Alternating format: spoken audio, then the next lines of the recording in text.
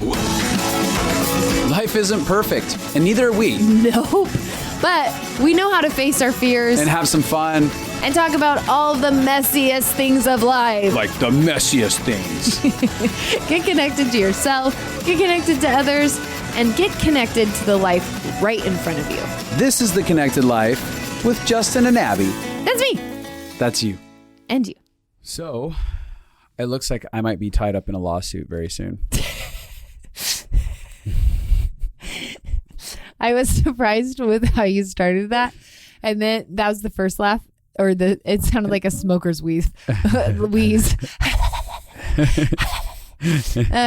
But then when I caught where you're going with this, I was even more delighted that you're going to tell this story. Well, yeah. And then, So the other day, a friend of mine, some of you guys have heard of both these friends I'm about to talk about because they've been on our podcast, but I was over at my friend Brian's house. Yeah. And he had this new thingamajigger called a one wheel. Mm-hmm.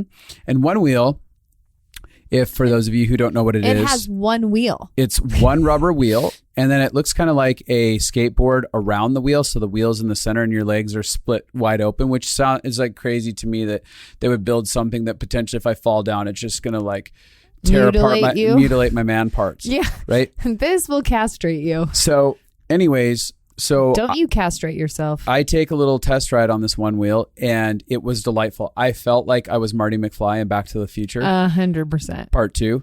And I'm just like hoverboarding the crap out of this thing. Oh, you came back so happy. Oh yeah. I'm absolutely like a little kid on Christmas. Uh-huh. And it feels like you're floating through space. So he was like, you should really try it. And then our friend Ben, he also has one brand new. But Ben has blown out his shoulder and stuff. He just had surgery. Yeah, surgery. And so Ben has a brand new one that he hasn't even used yet. Mm-hmm. And he's like, you should go steal Ben's from him. And so I go to Ben's house. I'm like, hey, can I borrow yours from you? I promise if I mess it up, I'll buy you a new one. He's like, whatever, go ahead, take it. And they're spendy little ditties. Yeah. So I go ahead and I take it home and I take it for a little spin, a little whirly woo. And that whirly woo turns into like an hour and a half of me ripping around our blocks back and forth. And I'm like fully getting totally connected to my body and the board. Where I'm like, I'm good at this. I understand it. This is easy, whatever. So I'm at the end of my ride and I am a quarter of a block from the house. And I'm coming up on a turn and I come around this turn and there was a person on a pedal bike ahead of me. And I decide I'm going to get going as fast as possible. I'm going to whiz past this person because you're like deadly silent on the board, right? Uh-huh.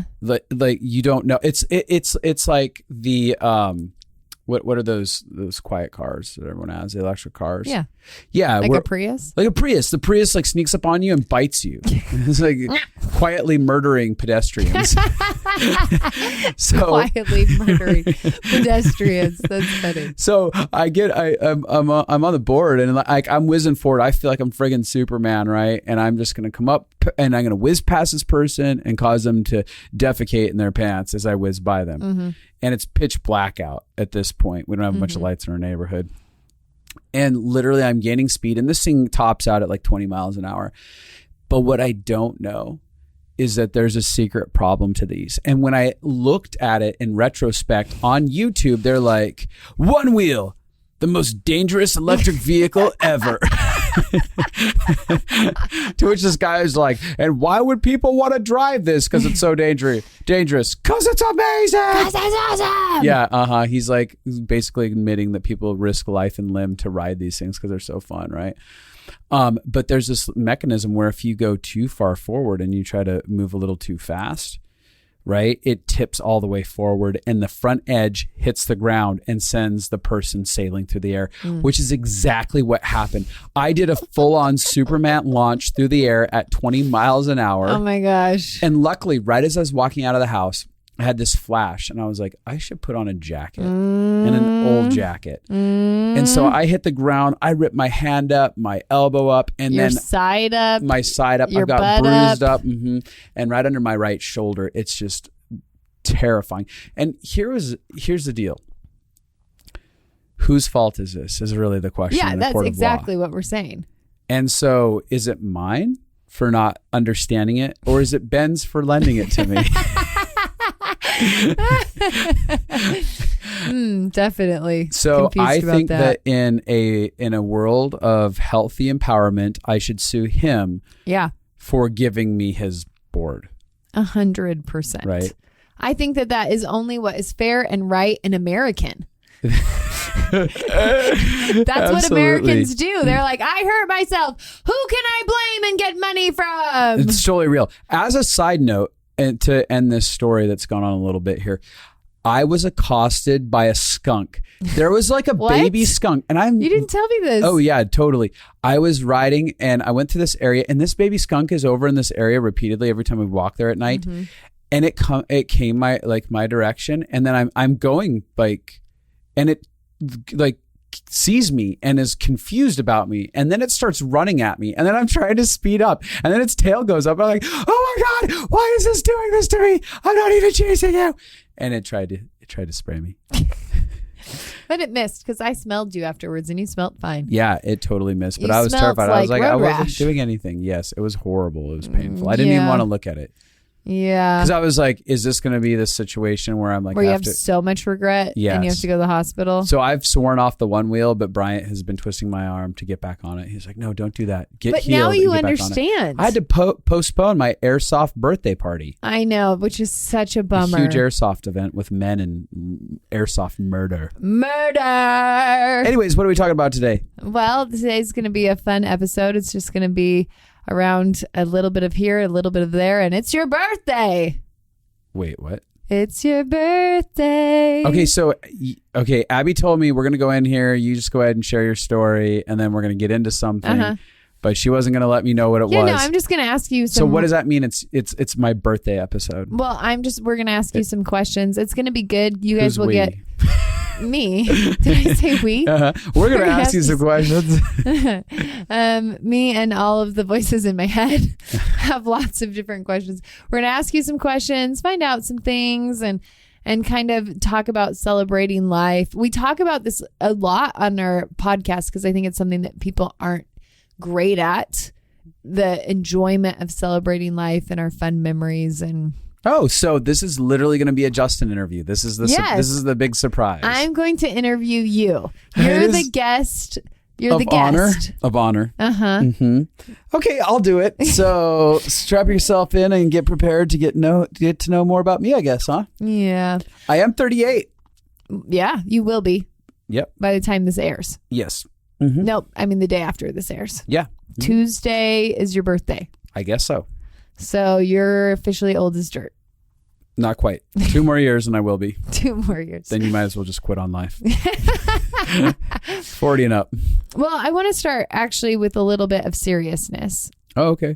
I want to start by just telling everybody how extremely thankful I am. I was on the phone with my dad today talking about how rare it is to have somebody who loves you so unconditionally and who fights for you so much. And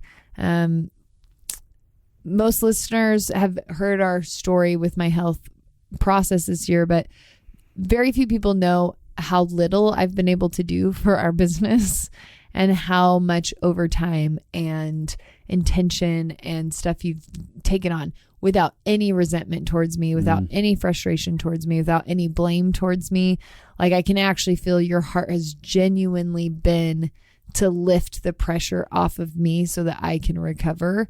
And it's humbling. And I've actually had to work with my counselor to receive that and actually let you take care of me instead. Like we talked about self-sufficiency last week. So, but the idea of letting you do that is it's out of control to let somebody love you in such an extravagant way. But I think I just this year for your birthday have felt so overwhelmed by how much you've fought through, how much you've broke through, how much you give away, and the gold inside of you that you have become and that you offer to the world around us. So I just wanted to publicly praise you and Thank acknowledge you and acknowledge your relationship with God is stunning. What people don't know is probably like 5 days a week, Justin comes home with some story of how he interrupted his day to love some stranger or person he met or somebody who needed his time and attention right then. And then he had to work through his lunch or had to work later that evening because he took time out in his day to see the people around him and pour into them. And I've never seen someone so generous with their life, with their love, with their time, with their attention, with their capacity. And it's beautiful. That was kind of moving to me. Thank you. Kind of. Yeah, I was definitely feeling emotions. So thank you for saying that. What did you feel? I don't know. I just felt touched by the kindness of what you were saying and the acknowledgement of it. Yeah. I really felt loved by it. So thank you. You're welcome. What do you think is something that you have grown in the most? Like if you were to talk about what was the hardest thing for you this year and what do you think you've grown in the most? The hardest thing was surrendering my need to control your suffering or to alleviate it. Mm-hmm. Like, oh, there's levels of this journey that she's in that I cannot change. Mm-hmm. And I need to allow someone that I love to be inside of pain. Mm-hmm. And my job is to continue to come alive in my own right on my own end so that I can be a mirror reflection of love in this space and not become, it's easy to become bitter and resentful towards someone who's sick, not because you're actually angry at them, you're angry at the thing that is hurting them and hurting situations. And you have, it's not that you have emotions actually at them. It may get directed at them. I know that people go through that. Yeah. But it's really like, I can't stop this thing that's already hurting them or myself or whatever. But yeah, like I haven't had to go through any of that with you because I've continually gone through the process of that surrender. That was difficult, but I did it. Yeah. I mean, so it started with grief. Kind of walk us through the process of surrender. It started with grief and anger and powerlessness. Yeah. Because I remember times where I thought there was anger at me, but it was never at me. It was the powerlessness you felt. Mm-hmm. And then you've had to grieve a lot and that now you're at peace with it. But that was not just like a moment of like, okay, now I surrender. Like tell the process of that. Well, I think, it was being honest with the pain that I was experiencing. Mm-hmm. Like it's so easy for us to go a really long ways of, I'm just going to ignore this, put my head down, get through this. I'll get to the other side, whether that's a month from now, 6 months from now, 2 years from now, whatever it is, like just dig in and don't look up. But for me, I was really proactive about being present with my experience so that I could figure out what was going on with me and acknowledge, like, how am I feeling about this? And so I stayed tethered to it and acknowledged it. And in doing so, it began this, like, I'm going to acknowledge the fear that's inside of me, because I think that fear is incredibly destructive only when we allow it to be hidden. Yeah. So when we don't allow ourselves to look at it and dialogue about it, it will fester and cause further wounding inside of us because we begin to react from that space. So for me, I allowed myself to go, all right, what's the reality of the fear that I do feel? Okay, here it is. And what's the grief that I feel with it? What's the pain that I feel around it? I mean, ultimately it was the fear was you were going to die. She's going to die in this and there's nothing I can do about it and I'm going to lose her. Or even if she doesn't die, I'm going to lose her to this. Right. I'm going to lose her. I may never get her back. I may never get the fun, playful, connective parts of you back. And how do I live a life if that's real? And, one of the aspects that are problematic inside of that is the process of future tripping, packing your bags, taking a trip in the future, like Paul Young talks about, is I'm going to go into the future and go camp out there wondering what that existence looks like. And it's easy to do that when there's some detrimental experiences right in front of us. Like we start going, well, what does the rest of my life look like if that's going to be the reality?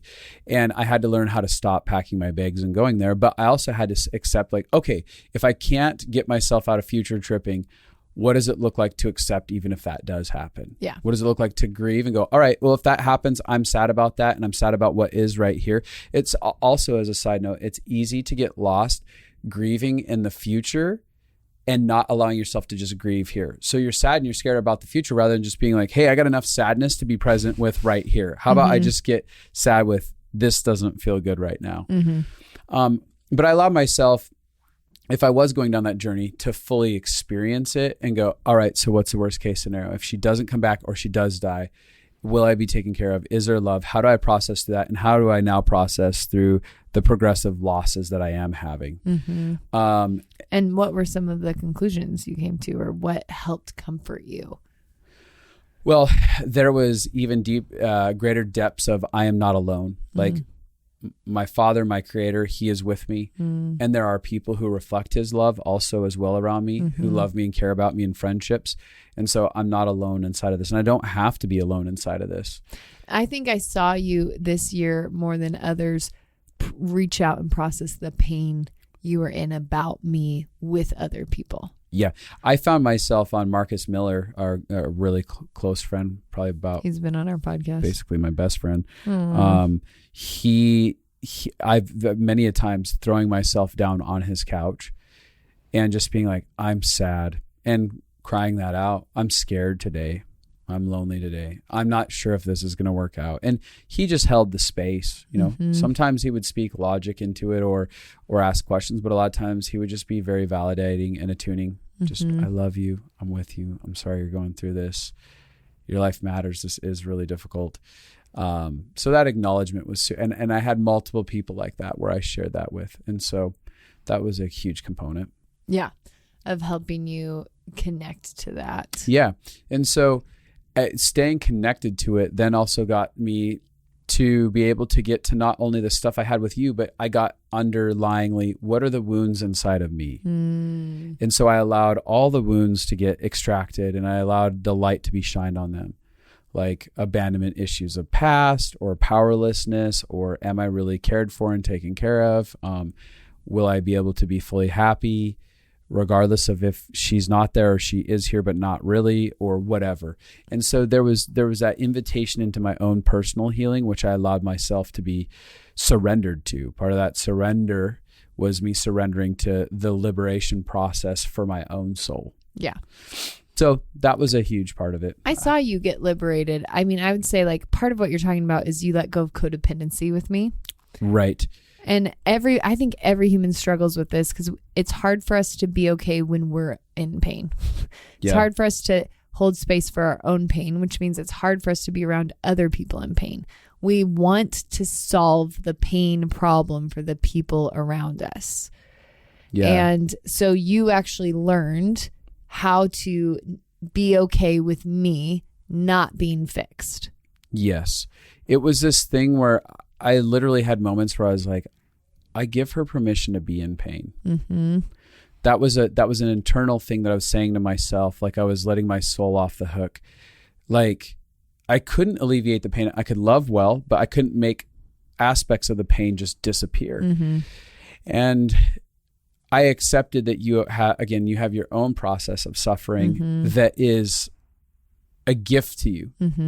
I'm not saying that all of it is purposed or whatever, but it's being utilized and it has the capacity to be utilized as you say yes to your process. Yes. So there's different aspects of it, of like, all right, I'm not loving her well if I can't allow her to be in her pain or process through her pain, because there's elements or aspects of your process that wasn't just body-wise, it was emotional. It was a very big year for you processing deep guttural pains that needed to come up, and you needed the space to feel safe enough and protected enough. Like, he's holding space, not demanding I be something different, so that I can be as messy as I need to be And if Justin had been sitting here being like, I don't want her to feel pain, you would have felt that from me. Absolutely. And created your own self-resistance to the healing process that was being highlighted for you. Well, it's interesting because I've seen you in the past try to deal with codependency by kind of like disconnecting, so it was either like I have so much empathy, right, or I just disassociate from your pain. Right, and altogether. A lot of people do that. They don't know the middle ground. And so this year was the first time that I would say it felt like my needs got met in the truest form of them, purest, because it was like I felt that you were with me and I felt that you were okay with me being where I was at. Right. And I felt like you weren't trying to fix me, but I felt your compassion and belief for me. And that one of the most beautiful things is your own suffering is what enabled you to do that with me. It totally is true. And it's what I wanted to say is it's like when you say that I was okay, had a heart posture of permission for you to be where you're at. Well, I still held care, but my care wasn't expressed through codependency or control or trying to fix anything. Mm-hmm. My care was, like you said, the word compassion. My care was expressed through a compassion of you matter to me and I am still here with you. I think that I knew that even that was necessary for me to go through. And so I looked at this. You can look back and see the hell that got ripped out of your life. Right. From the suffering that you had gone through. Right. And so you could look at my life with belief and hope. Like, this is the invitation for her. This could be liberation for her. Totally. And I mean, I remember we've had Paul Young on here a couple times and we have a couple more with him. But I've watched his life and he's so free from a lot of things that most of us are carrying, and yet so loving and humble. And I remember praying. Right. He hasn't lost his compassionate aspect. It's not like he ascended to some place where he's like, it's all going to be fine. Don't quit worrying about it, and became hardened. It's that he understands a higher truth, and that higher truth formed even a deeper sense of humility and compassion in his expression with people. Yeah. And so he doesn't like suffering, and he's not for it. He doesn't think it's like God's trying to smite you with suffering. Right. Or he's just trying to teach you a lesson by giving you something. Yeah, none of that. But he's seen the fruit of what it produced in his life. Right. When we engage the process. And so I think I could really feel that from you this year, of like, because you'd walked the path of suffering and seen it liberate you, you believed it could liberate me. Mm-hmm. And it was just really beautiful. Your capacity you're talking about holding space for people, and it's like the simplest thing, but very few people have somebody who experiences that with them. And that's really, if parents could learn how to do that, hold space for your kids' emotions. Don't let their emotions drive their life, right? But hold space for them and then connect over what to do after that. Yeah. I mean, because when we hold the space for them, then we can do the proper investigation, and we can learn something about each other and bond and connect through that process.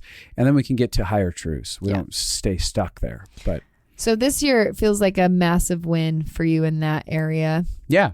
Are there any other areas that you felt like you've grown a lot? I don't know. What have you observed that I've grown in? I think like we've continued to go. That's an interesting question when you ask someone like, what do you think you've grown in? There's aspects of where it's like, I can see this or that, but it's so much easier when you're on the outside. Totally. To go, I've seen this develop inside of you. Well, I've seen, we've purposefully continued to go after trauma counseling, this last year and the year before. And I've seen you are the steadiest, most stable, least, like, you're not having PTSD reactions hardly at all. Yeah.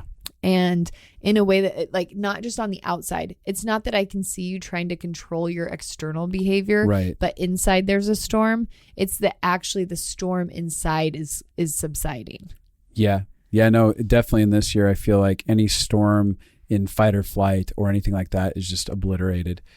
And for, I would say 95% of it, I'm just like, okay. Yeah.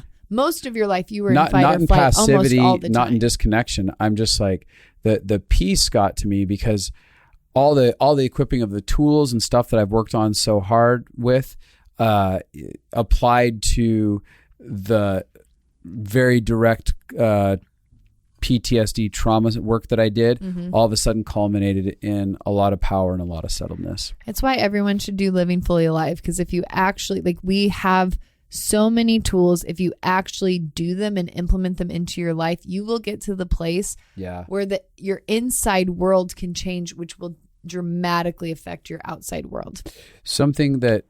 That's good.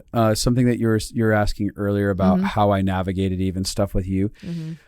When I went through my panic attack season, you talked about the two extremisms of you could either just dissociate and disconnect or be super empathetic and feel a lot of weight. But when I went through my panic attack season, I had to actually learn how to manage my empathy with people. Yes. Because if I had too much empathy, it would kill you. Yeah, it could spin me out with it. And I was very tenderized through that process. So I was deeply compassionate and tender in the way that I was connecting to everyone around me, but I had to manage that. So part of it was I was able to learn how to speak. I know this sounds weird, but speak to the empathetic part of me, it almost as if it's a part of our being or a gifted part of us. And internally, I was able to begin to say, hey, empathy, you're a great gift to me, but I don't need you to be this strong. I don't need to engage at this level with people.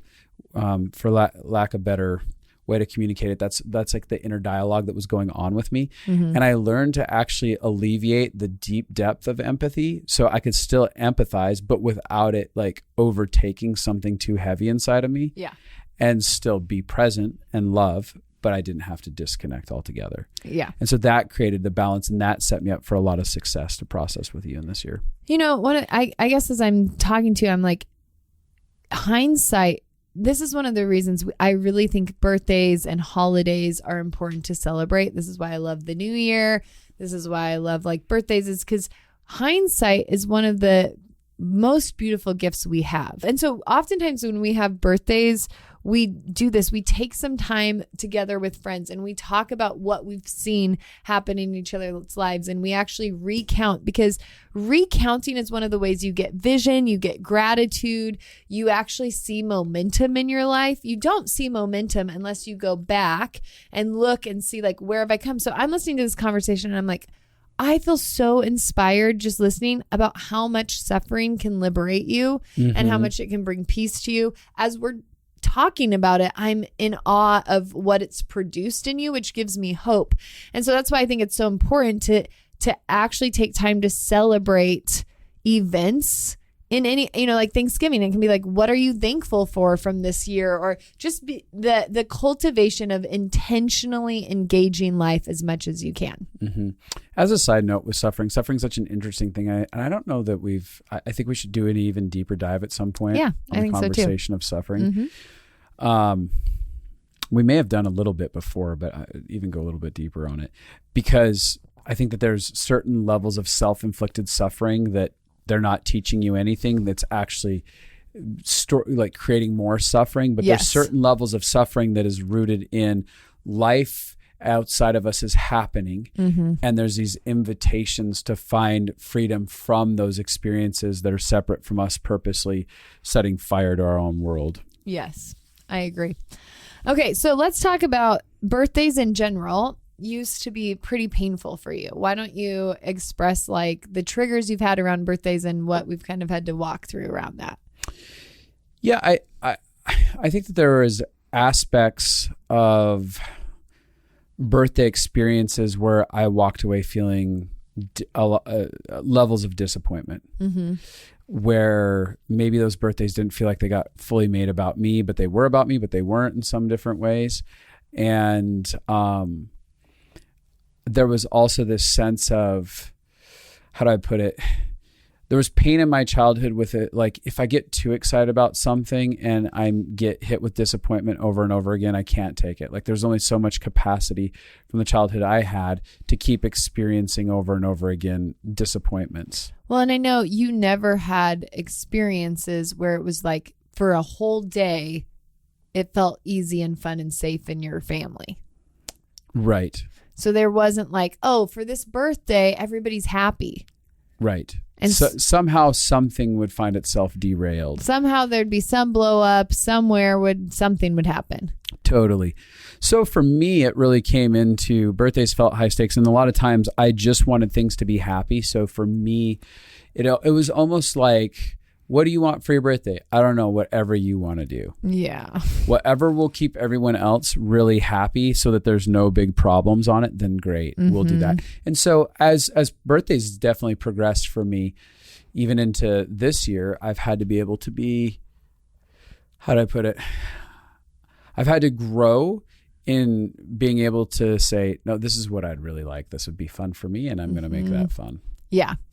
And I think like in having expectations, I've watched you like have to wrestle with, how do I set myself up? Like there was a couple of birthdays before where you're like, can I celebrate before my birthday so there's no pressure for the actual birthday? Right. Because especially if you've grown up in a family where there's abuse and hard things are happening, having hope and then disappointment and hope and then disappointment and hope and then disappointment can be really painful. Totally. So what are things that you've seen throughout your life that has brought healing to your birthday pain? I it's just been repeated time. I think some of your involvement as far as some of the fun birthdays that you've thrown, like my surprise zombie apocalypse, with all the people that were actors in my. Do you want to explain what you mean? I feel like I've talked about it before, but I can sum it up again. The idea is that there was like between 75 and 100 people that we all had relationship with inside of our community here in Redding, and had them all dress up as zombies. And there was like 3 locations where I had to go around Redding there was this whole planned out thing where Abby was abducted at our dinner at this pizza shack. And I'm like, where did she go?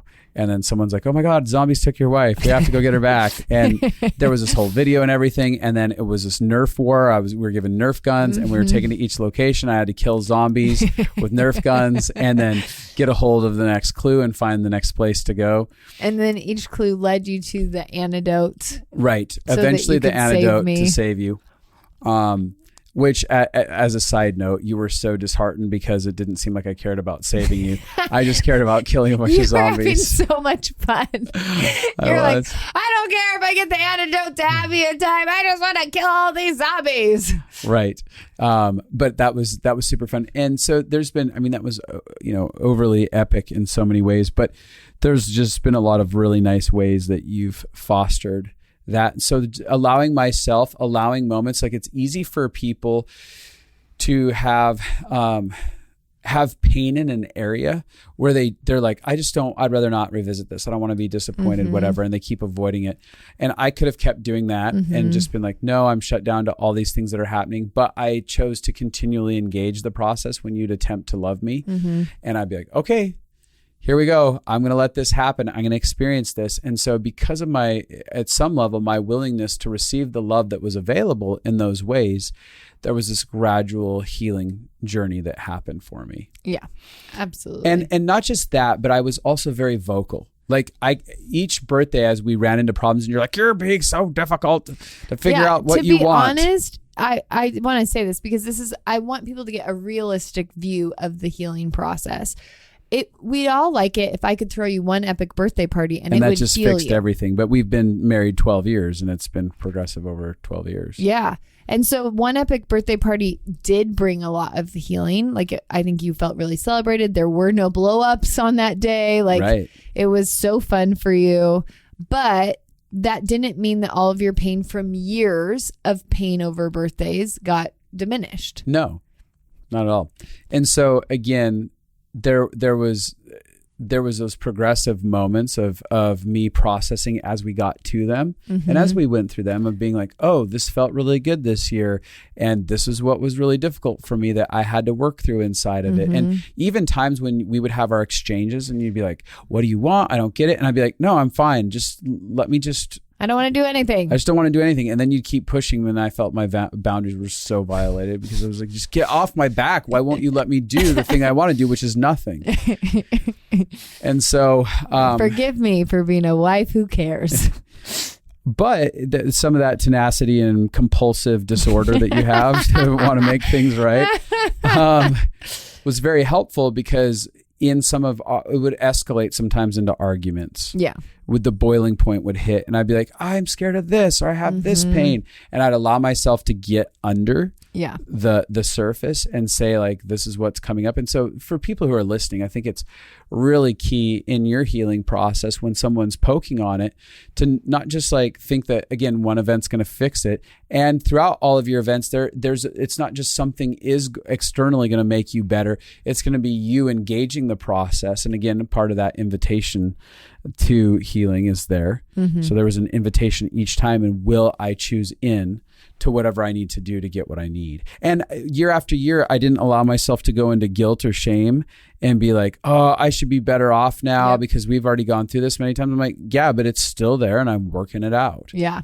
And it was, I mean, like, and I vocalized it too. I'd be like, this feels like you're setting me up for failure, because most of it was you didn't want to even talk about birthdays. So there was no ability. I'd get so overwhelmed, because it'd be like, you'd ask me like, well, what do you want to do? And then you'd give me, maybe you'd rattle off a bunch of suggestions. I'm like, it's overwhelming me. I don't know what I want. I know. But so it was like feeling like hitting a stone wall for years for me. And then it'd be like, well, I know you actually, gifts is one of your love language and experiences is one of your love language, but I feel like my hands are being tied behind my back because you won't actually just let me find at least an area like of what would be good to you. So it definitely felt hard. And I'll tell you my secret, because I've planned some epic birthdays for you. Even this year, because you've already initiated the birthday party, which was a surprise, where a whole bunch of us ended up at a movie theater for the first time. Rented out the theater. Rented it out and had a bunch of friends. And that was awesome. We watched Indiana Jones. And then we went and had a party afterwards. With a giant pool that had been heated up at my friend's house. Yeah, and a bunch it was like of fun a giant things. hot tub. And then we played games all about Justin. Yes. And did you love it? Absolutely. It was kind of roasting you. It was a great roast. Well, thank you for that engagement. And really, just for those of you who are listening, you need to understand that this whole podcast is ultimately about pointing out how awesome Abby is. She kind of set it up for that, so that you guys could hear like, oh, wow, she's an amazing wife. Oh my God, I was drinking water and I almost spit it everywhere. you little twinkle toes. And I love your craftiness in creating this situation for you. For me. So we're all just going to applaud you. Yeah. Well done, Abby. Well, I was trying to say it wasn't about me. Okay, so one of the things that I will say your parents did really good was your mom was so good at giving you gifts as a kid.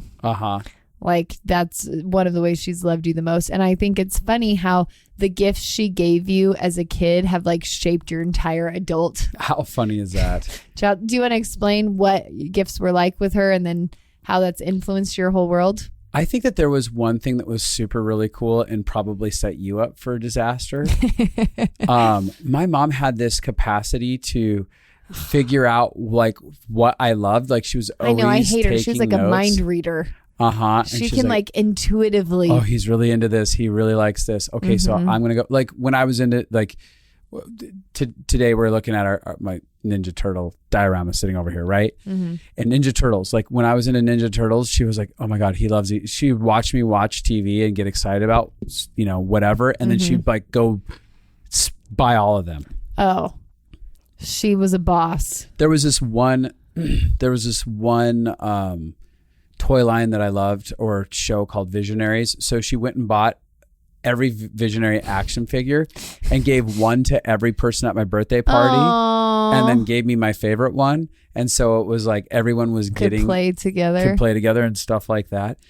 And so it's interesting because of her capacity to read that for me. And you're like, what do you want? I'm like, I don't know. Because she just found out what I wanted me. She would watch my behaviors. She would analyze and observe all my behaviors. She's a mind reader. And then all of a sudden she would bring something incredible to the table. And so she bought you toys. That was one of the ways she loved you really well. And now you are a toy collector. Yeah. As a side note, what's really fun is my dad would make He wouldn't necessarily engage gifts, but when he did, it was like once every couple of years. He would buy once every decade. My dad bought me a very special present. In the background, all the work he was doing was paying for the gifts I was getting anyways. Absolutely. But his deliberate engagement of it would every couple of years, but it would come like he bought me my first BB gun. Oh. And then my first 22 and then a special bike for me. And then he bought me to this day. Did any of those things backfire? Did you accidentally shoot yourself with a BB gun or 22? No, I never shot myself with a BB gun. I did shoot my friend in the butt with it. I remember him getting so angry. His name was Ross, and he was running away from me after a fight, and I just raised it and shot him right in the butt. In a fight? We were in That's such a boy thing to do. Relational fight, and then he took off running. I was like, whatever. And then I just lifted my... I'll shoot you in the butt. It was at the lake, and I was out there with him and his family. How old were you? Camping. We were probably 10. I was imagining like a 4-year-old. Who raises a BB gun is like, I want to shoot you for this. Get away from me. Oh, he was rolling around. You want to leave me? He got hit so hard and he was rolling around on the ground. Much? That was amazing. It was hysterical. Did you bond over that? Like, did you laugh and then he was like, I don't know. He didn't laugh at the time. He was pissed the rest of that camping trip. I can imagine. You shot me. I was trying to think, my dad gave me one gift. He gave me this a G.I. Joe action figure. Mm-hmm. To this day, it was one of the few. He bought me Crazy Legs. Is that what the name of the G.I. Joe is? Crazy Legs. But that was one of them that was special to me. But this other one that was super special was named Psych Out. Psych Out. And Psych Out was a mental warfare specialist that dealt in like understanding people and using warfare. And it literally was like one of my favorite ones forever. And then I went on to become a Psych Out. Like that's your job. You like get into the mental warfare and help people work. That's my G.I. Joe code name. That's crazy. And that was a birthday gift from him. Oh, specially picked. He went and picked it up at True Value Hardware back in the day. They had an action figure section there, a toy section. It's kind of amazing how certain gifts live on. Right. And sometimes it's the special things. I think it was like for me, not having special every single time made when they were special very special. Totally. And I think that every year there's unique gifts. Like I'm not just talking about my birthday, I'm talking about in our lives. Mm-hmm. There are gifts being given to us throughout our lives, throughout the years, that when it comes to our birthdays, it's a really great time to begin to reflect once a year and go like, what are the beautiful gifts that stood out, that mark something, that define something inside of my life, that define the way that I create and the way that I live and the way that I respond to life. So yeah, I have those practically on the birthday days, and then I have the life gifts. Oh, I like that so much. This last year, I would say one of the best life gifts that was given to me, specifically in this last year, was a reconnection with my friend Spencer. Oh, and I just absolutely love him. I adore him. He's funny and playful and heart connective. We have him on the podcast soon. Mm-hmm. He's coming up on the podcast, and him and I are building an incredible project together. Yes, aimed at men. Whoa. It's going to be an enormous thing that we do, and the men need it. The men of the world need it. So I'm taking a lot that was cultivated in my process in the past with the Liberation Project, and him and I are going to go on and build something really fun and cool. So yeah, but I love that because that feels like out of this season there was an evolution to both business and purpose, and he's part of it. So that's a huge gift. If you overcoming my PTSD was a huge gift. Yeah. You'd probably say that this is the year you probably overcame PTSD, wouldn't you say? I would say that it was solidified through, really solidified through my EMDR process. Yeah. The seriousness stuff that we did, which is a whole other thing to talk about. But yeah, I feel like that was probably my greatest personal life gift this last year was the resolution of PTSD. Ugh. It was a great life gift for me also. Just saying. Okay, if you could have plastic surgery on one body part, what would you get it on? I don't honestly have anything that I'd want plastic surgery on, cosmetic surgery on. Okay. I like it all. I have another question then. What is one of your favorite features about you? I would make my toes bigger. I'd enlarge my fingers. Bigger hands. Why? I would add wings to my back. I would like to fly. Or is it? I'd like to fly. I would add wings to my back. Are we talking strictly cosmetic? Like it's just for looks, or can we do something? I would like an extra tail. What? Not, like What beyond the one I already have. and fingers do for you? I don't know. Now you can play the piano. I would put hands on my feet. Why? I would have extra hands. So I could grab things when I walked. Who wouldn't want to do that? Can you imagine the buildings I could scale with all of that? Like 4 hands and a set of wings? You don't need to scale a building if you have wings. You just fly to the top. Well, then I could grab multiple people as I'm flying and drop You them. can bring four people with Exactly, you. 4 people while I fly. I don't know. And then an extra tail that I could grow out when I wanted to or not, just because I don't know. Think about the things you could do with a tail. I could hang with a tail. Monkeys, have you seen them? They hang from their tails. They're like just playing around doing whatever they want because their tail has them taken care of. Oh, that's okay. That was a good answer to the plastic surgery question. I would also have webbing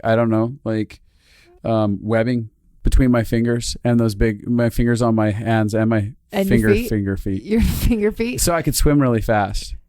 Because you swim so much? So I could outswim Michael Phelps.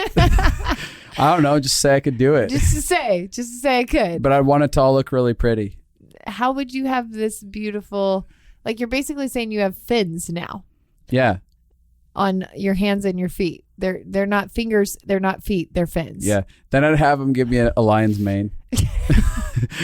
Because have you seen the beauty of lions? They got these manes and that's what makes them beautiful. I was just like, now I want a lion's mane. Forget the hair on my head. Give me a lion's mane. I hope that one of our listeners literally draws up a caricature of you with a lion's mane, fins on your hands and feet. It'd and feel like wings on something your straight back. out of Napoleon Dynamite. I love the turn that we've taken here. It was like from this deep, like heart level, like, hey guys, and here's how this applies to your life. And then Justin's over here with like a liger. He wants to be a liger. He wants to be a liger. What is your favorite thing about your looks? I love my nose. I once had a kid make fun of my nose when I was young, and he was like, "Oh, look at your smug little nose. It's so cute." And I hate how cute I remember it is. when he like said that to me. I thought, I have the best nose ever. I like my nose.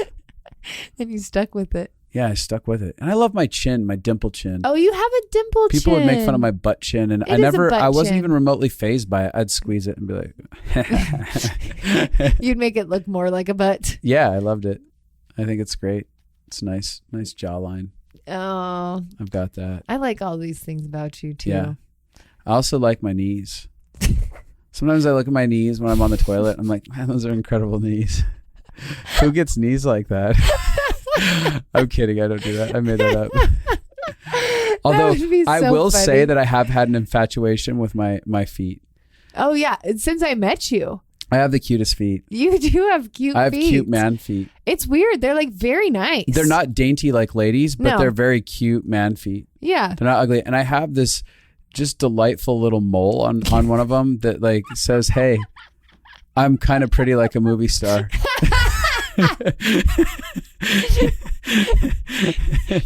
Okay, if you were in one movie, what would the movie be? If you were the main character of one movie. 1000% Tony Stark. Oh, that's what I would think that you would choose. Especially the rendition of Tony Stark that came from Robert Downey Jr. RDJ. Mm-hmm. Why? Oh, he's just not going to put up with anything. He's going to do what he's going to do, and he's going to do it by his moral code. So basically, he's an 8. He's a total 8. And you're like, he gives me permission to be my 8.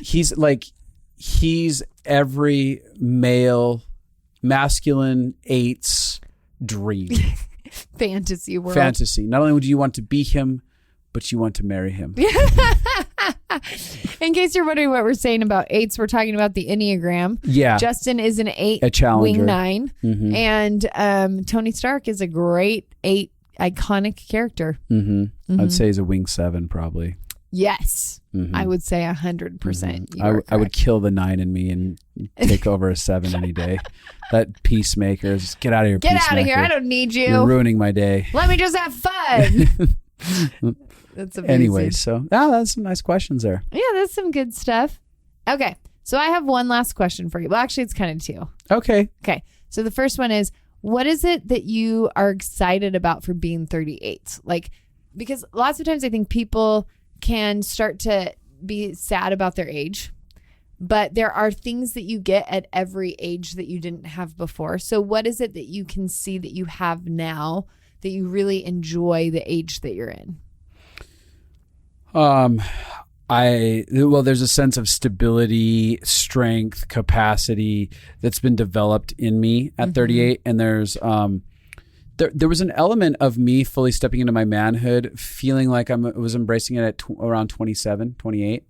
And there's this aspect of leadership and fathering that I feel like I've been equipped with, that's been fostered over the last few years. And it feels like at age of 38, I feel like I'm in that space of, you have something to give and pour into. Yes. And life under your belt, that you have something to stand on. And I feel confident in a lot of what I've cultivated. It's like I had a lot of truths and really cool things, and I was I was an asset to people at 27, 28 in some of the strengths that I carried. But there's this confidence that got solidified inside of me through the process, where I'm like, oh, I really love this posture and what I get to exchange with people. And you've overcome a lot of fears. There's a lot of things in our 20s that you're like, I'm never going to be able to do this, or I'm scared of trying to approach this. One thing that really developed inside of me up until now, and what I like looking at, is how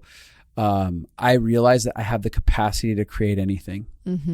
Like before, it was, I don't know if I know how to do this. Am I going to be able to do it? Now I understand my co-creative power with God, and that creation power inside of self that I have. And I'm like, oh, I can be whatever I want. And that's not something that I have to convince myself of. It's just a truth written inside of me. Yeah. So I like that. And I also like being able to offer that out. I like to be able to offer out also the peace. Like when you talked about, like, there's so many fears and stuff that got overcome, where I'm like, no, life is going to be okay. And like when I sit down and talk with people who are in the midst of turmoil or trauma or problems, and I look at them and go, you're going to be okay. It's not hey, I hope you're going to be okay. It's, no, I got broken. The most you could be broken. You'll make it through. You're going to make it through to the other side. Yes. Yeah. I actually love this part about aging too, is I now hear people in their 20s and the things that they're so afraid of and that they're processing. And there is this settledness where you can say, you're going to make it. You're going to make it through this. And you start having awareness of life cycles. Like, oh, life has specific seasons that are very deliberate to develop something in the human condition. Yep. And so you start seeing it, and every time you reapproach it, because they'll come up again for a new lesson or whatever, and you're like, oh, this is that part of the cycle again. Okay, cool. You can recognize the cycles and you get less distraught by them, because you know, like, oh, this is the winter season. Oh, this is the spring season. Oh, and you start to be aware. And so when you see it in someone else's life, you're like, oh, you're just in that moment. I remember that moment, but I came out of that moment. Totally. Yep. And you have a lot of knowledge and understanding of it. So even like we have a lot of people who have young marriages around us. And it just feels so great to be like, yeah, I remember all of those fights. Totally. I remember all of those battles. No one else goes to this. No, everyone does. And this is what's going to happen. And this is what you need to do to start rectifying that. And you're going to make it through this. Totally. Yeah. I love that about age. I love what you've had to say. You had a second question, I thought. I know, but your answer was so good, I thought maybe I should just leave it there. Yeah, maybe I should. Look, with my birthday, here's some things I have to say going out of this birthday episode that you sprung on me. Aging is a beautiful gift. The journey of life is a beautiful gift. There is so much to be discovered about ourselves and other people. We can either put our heads down, survive it, and just hope that we get through it and get over it, or we can engage it and learn how to thrive inside of it and truly learn how to come alive in everything that we do. Mm-hmm. So life doesn't have to be something that happens to you. You get to happen to life. Mm-hmm. And I think that each year is an opportunity not to assess at how much you failed and how much is lost, but each year is a chance to look back and go, how did I grow? How do I want to grow moving forward? It's a time to reassess how you want to do life. Mm-hmm. Are you satisfied? If you're not, and you're grumpy about your birthday and stuff, or you're grumpy about this, as you are assessing on your birthday, then begin to redefine life and make it what you want to make it. Yeah. Each year, each day is not promised to us. Mm-hmm. And that's something that I have really come to understand through everything I've gone through. Each day is fresh and new and may be my last. It's not something that, it could be I understand this. Everything that's happened could be my very last day. And it's not the whole YOLO expression, which is kind of lame in so many ways. But it's literally like, no, I have this day. Mm-hmm. What will I allow this day to be? What will I allow it to bring out of me? What do I want to create inside of it? And if I'm promised more days than this, if more days happen to come, how would I ideally like to participate in them? Mm-hmm. And allow yourself to get excited about life. And Abby was talking earlier about living fully alive, and that is out and available, the enrollment for that right now. And that's something that we really help foster and steward inside of people's journeys, is equipping them with the tools and the understanding about themselves and the life around them so that they could actually begin to be excited about each birthday. Yeah. Be excited about the future that they do have, or the day that's right in front of them. And not only that for themselves, but learn how to be equipped. We created equipping inside of it so that you could actually learn how to relate to the people around you, and not just watch your life begin to thrive, but watch other people's lives begin to thrive because of how you choose to show up powerfully and loving yourself in the process. I mean, I'm like sitting here and thinking, yeah, people should do this because it's a great way. When I look at everything you've overcome this year, I'm like, I believe in what we teach. It's transformed 1,000%. our lives. It's transformed thousands of our clients' lives.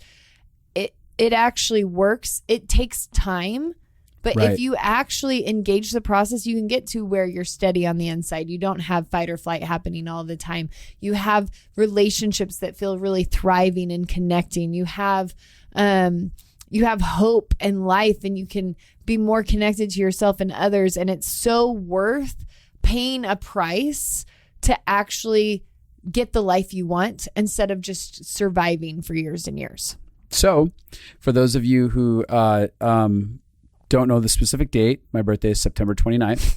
Send him a little shout out. Yeah, send me a shout out. Let me know how you've been affected by the connected life That's in this actually, process. Justin I would love to hear that. Literally reads every time somebody posts about how they've been affected, and it moves him every single time. Oh, 1,000%. And if your birthday is September 29th as well, happy birthday to you. We share a similar birthday. You must be awesome. Send me pictures of what you're doing for your birthday. Aww. I would love to see it. I will send you pictures of what I'm doing for my birthday. If you send me yours, I'll send you mine. That sounds so dirty, but it's not.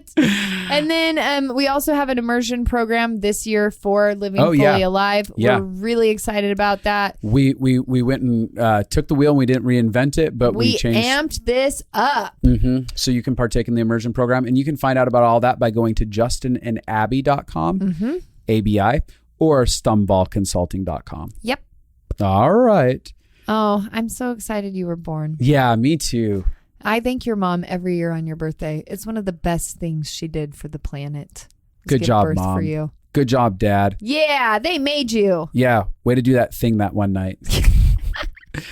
And on that note, peace out.